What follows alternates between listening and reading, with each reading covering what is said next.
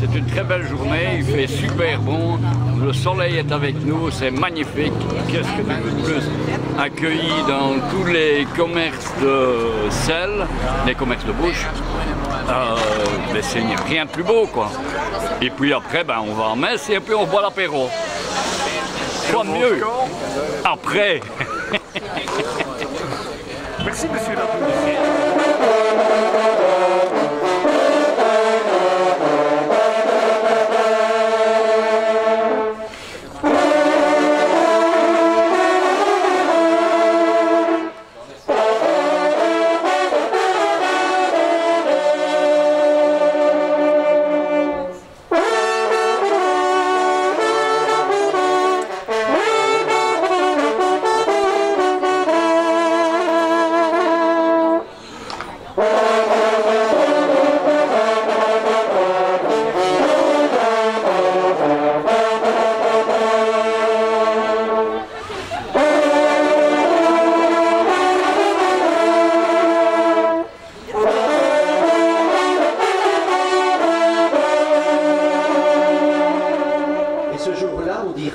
Voici notre Dieu.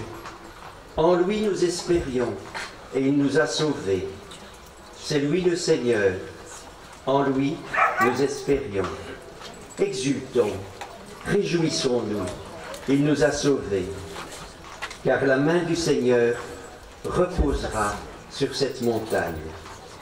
Parole du Seigneur.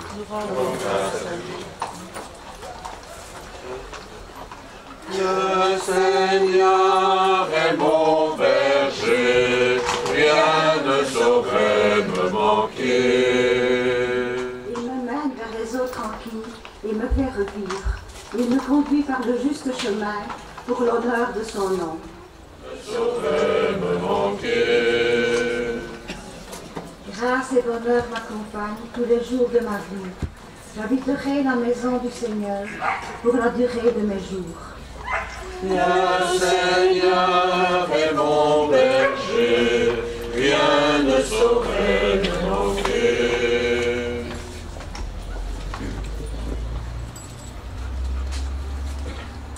Lecture de la lettre de saint Paul apôtre aux Philippiens. Frères, je sais vivre de peu, je sais aussi être dans l'abondance. J'ai été formé à tout et pour tout, à être rassasié et à souffrir la faim, à être dans l'abondance et dans les privations. Je peux tout en celui qui me donne la force. Cependant, vous avez bien fait de vous montrer solidaire quand j'étais dans la gêne. Et mon Dieu comblera tous vos besoins selon sa richesse, magnifiquement dans le Christ Jésus. Gloire à Dieu notre Père, pour les siècles des siècles. Amen. Et c'est Dieu invite tout le monde sans distinction. Il envoie l'invitation, il envoie les serviteurs pour inviter les hommes et les femmes de toute race, de toute culture. Tout le monde est invité. Voilà que les invités commencent à s'excuser. L'un va à son commerce, l'autre va à son champ et il refuse l'invitation. Et pourtant tout est là. Tout est là. Comme nous l'avons entendu d'ailleurs dans la première lecture, il a fait égorger des bêtes. Il y a des viandes grasses, de vin capiteux. Imaginez-vous, ces invités n'ont rien à faire, même pas à travailler. Ils arrivent tout simplement pour manger. Et ils refusent. Ils refusent. Non seulement qu'ils refusent de répondre positivement à cette invitation, ils se permettent de maltraiter et même de tuer les envoyés. C'est grave. Alors, dans sa colère, le roi envoie des troupes qui font périr ces gens. Ça nous a heurté sans doute. Mais le message est double dans cet évangile. Le roi invite, malgré les refus. Dieu invite. C'est un appel non contraignant du Seigneur. Mais en refusant cette invitation, on perd la vie d'intimité avec celui qui invite, avec Dieu. En perdant la vie d'intimité avec Dieu, Dieu, qu'est-ce qu'il fait? Dieu ne se fatigue pas. C'est pour ça que l'Évangile dit qu'on a appelé encore beaucoup d'autres qui étaient dans la rue, aller chercher tout le monde. Le souci de ce roi est que la salle soit remplie de convives et qu'il mange et qu'il soit heureux. Aujourd'hui commence aussi la semaine mission universelle. Aujourd'hui, toute cette semaine, on va passer à la mission. Alors chacun d'entre nous a reçu un message de la part de Dieu, a reçu une mission. Aujourd'hui, nous fêtons Saint-Hubert.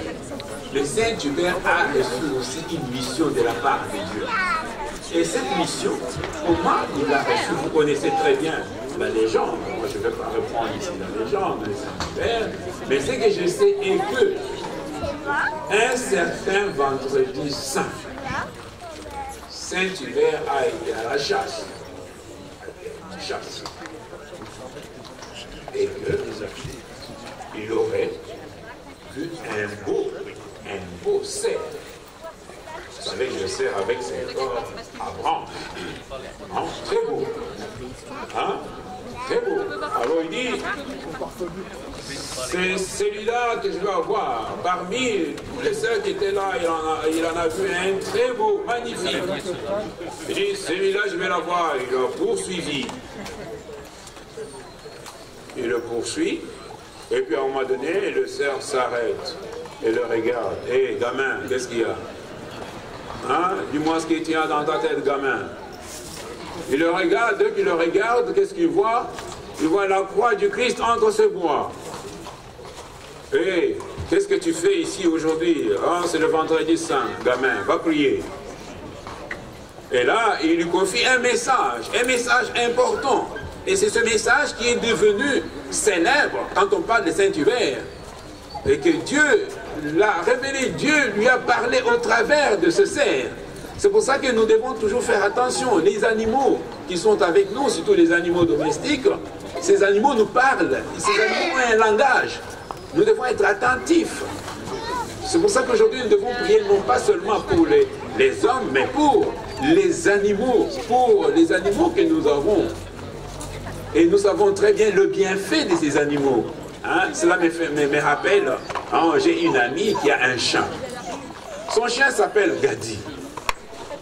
Alors chaque fois, quand il appelle pour le prendre sur ses genoux, viens gamin, il le prend. Et le gamin obéit.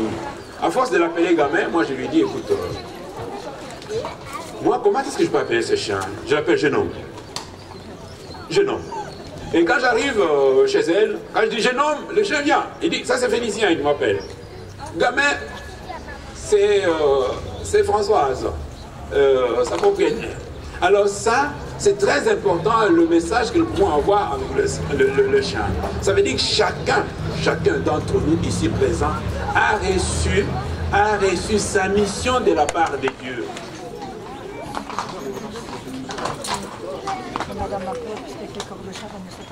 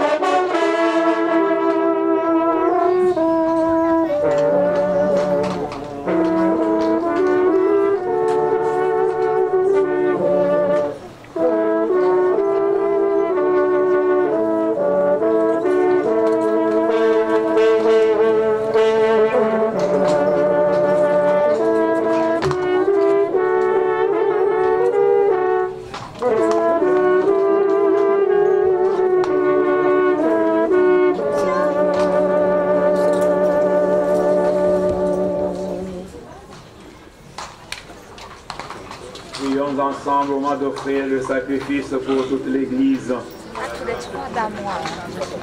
Avec ces offrandes, Seigneur, reçois les prières de tes fidèles, que cette liturgie célébrée avec amour nous fasse passer dans la gloire du ciel. Par Jésus le Christ, notre Seigneur.